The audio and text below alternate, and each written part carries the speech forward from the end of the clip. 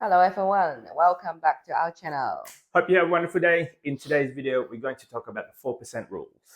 And how did we get our number based on the 4% rule? So if you are new to investing, you're probably reading a lot of books, and most of the investment books or information that I receive, they're always mentioning about the 4% rule. So the concept of 4% rule is you should have enough income, or if you take out, if you have a big amount of pot of investment, Yes. and if you're having a typical rate of return of say 8 to 10%, Correct. and if you take out 4% of your capital per year, you should not be running out of money. Yeah. So I think it's also based on the inflation rate.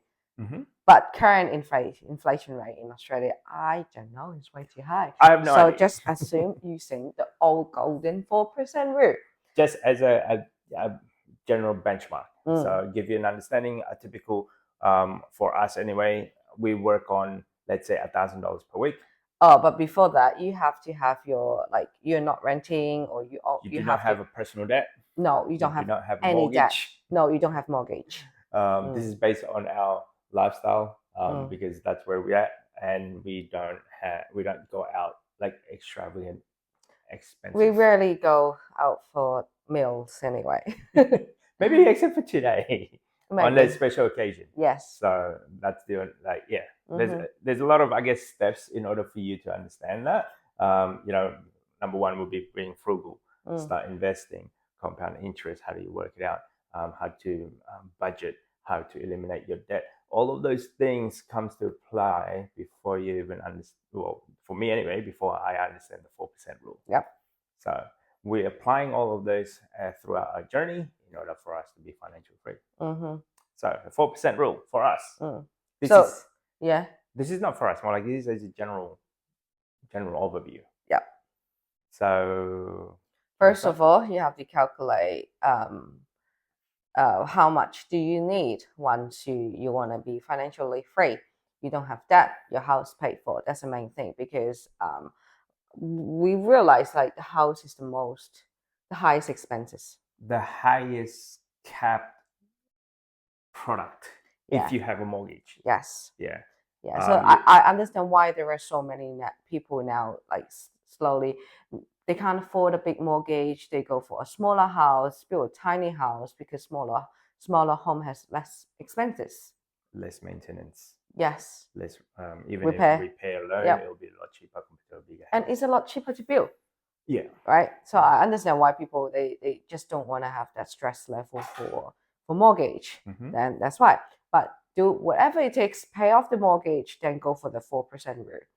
How it works is based on for us it's weekly expenses. So we just assume, like, for both of us, maybe not including kids, just us, $1,000 a week. Let's say when we want to retire, $1,000 a week times that by 52 weeks a year, so that's $52,000. To make it easier, let's work on 50,000. Okay.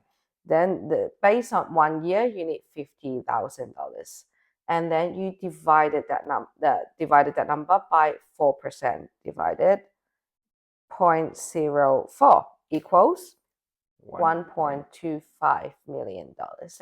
That's why we have this $1 million goal for our ETF investment. So, and if we were at the current stage, we're nowhere near it. I think it's like 400 something. So we're 430, I think. Yeah. 430 divide, let's say 1.25, right? 1250. So we are 34%. Yeah. Not even halfway. Not even halfway. But that's just only based on our portfolio, not including anything else that we have. So so this is just our journey in order for us to achieve $1 million in our portfolio. Every week we still do invest a little bits and pieces. If we have spare coins. If we have spare money. Owning a big house, there's a lot of expenses.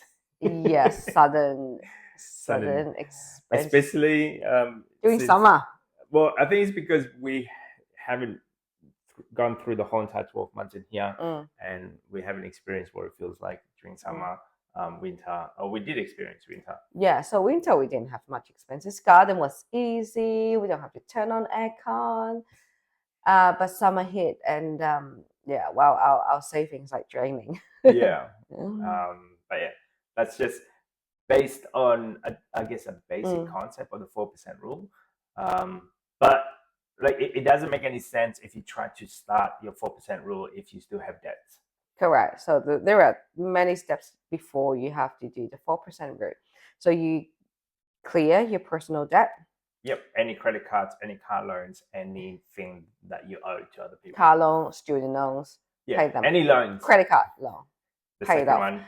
A second one will start saving for some emergency fund. Yep. Or and then if you want to buy a house, save it for a house. Mm-hmm. And then third, slowly investing. Mm-hmm. We started at $5 a day. Yeah. And then fourth, pay off your house. Yes. And then fifth, think of that. Using your investment money, see how much you have, and then work backward and see, work backward. How much do you need per week, and then you calculate how much do you need in your investment funds.